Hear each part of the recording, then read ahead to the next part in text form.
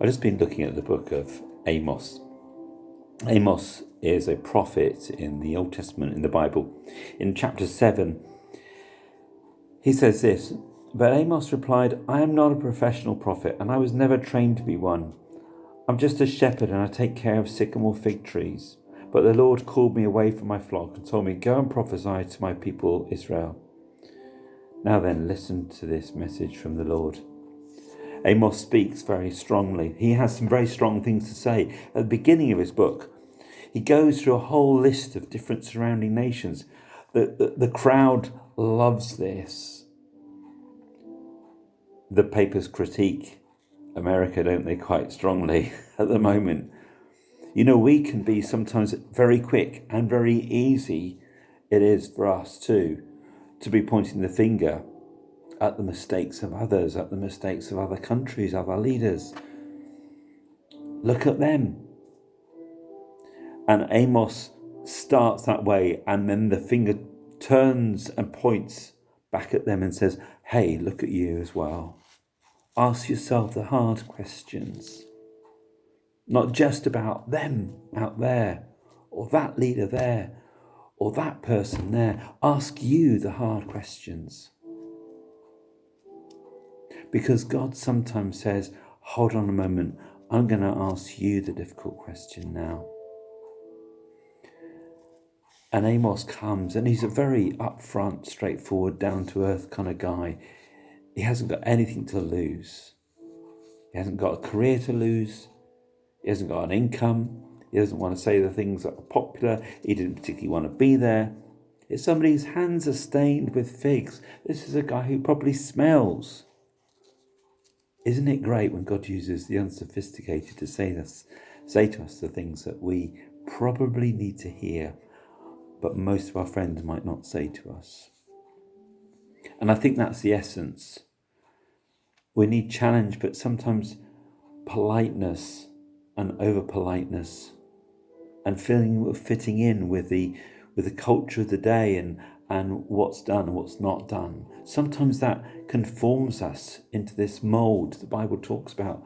Don't be conformed into the pattern of this world. Don't be squeezed into its mould and shaped by its values and views, and somehow, your whole view of how life should be is actually dictated more by your culture around you, by your media around you, than it is by what Scripture says.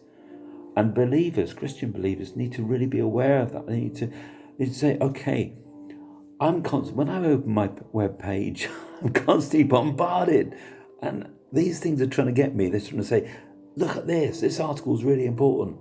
What about that person? What about this issue? I'll tell you what the real view of things should be.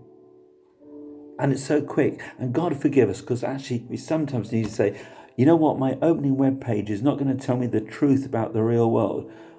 I think I need to get back into the Scriptures, which will give me a perspective of the real world, and will help me, will give me the weights and measures to assess my culture, the weights and measures to assess the politics of my situation, the weights and measures to assess what righteousness and justice really mean. Not cherry picking the issues of justice that I would like to be focused about and then forgetting the others. No, both and. Because I think if we end up with just one set of values, which may in themselves be skewed, we might miss something very, very important over here, that God is saying, hold on a moment, listen to my voice. You see, we have blind spots, don't we? We all have blind spots in our personality and the way we behave and things we do. It takes somebody who knows us sometimes to pick those ones out and to challenge them. And God is saying through the book of Amos, I've got this measuring line. It's like the plumb line against a wall. When you hang something, a thread with a weight on it, against a wall, well, I'll tell you what, you can tell whether something is actually straight or whether it's not so plumb. And God was saying to them, look, I'm giving you the plumb line now. I'm going to tell you what's the straight line and whether you veered off it. And he wants to ask us some straight questions. Have any of you been in a building where things aren't quite straight. I used to look after a building. I don't know why I ended up being the facilities manager. I don't think that's particularly my skill set, but anyway, that's what it was. And I looked after this building in central London. It was a beautiful building. It was one of these London squares, and very expensive properties. And it was an office, and it wasn't really a fantastic, building to be converted to an office, but early 18th century, so really awkward. Anyway, some of the building that happened those days, they would knock up these squares really quickly, and some of the building that happened, particularly in the higher levels, was done very fast, and the doorways were all sort of like weird angles, and you thought, like, that is so not straight. And when, of course, you had things done there, you suddenly realised that the angles of the walls were not straight at all. They might appear that they were, but you soon find out with the spirit level whether they were.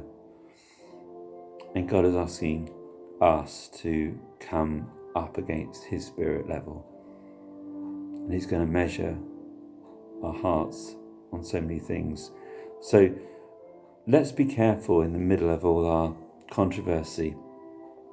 We're often very quick to make judgments and to feel that we're making assessments of the values or lack of values of others. But let's reflect on the message of Amos and ask God, Lord, help me to measure up to your values. That's the biggest one of all. Help me to measure against your spirit level.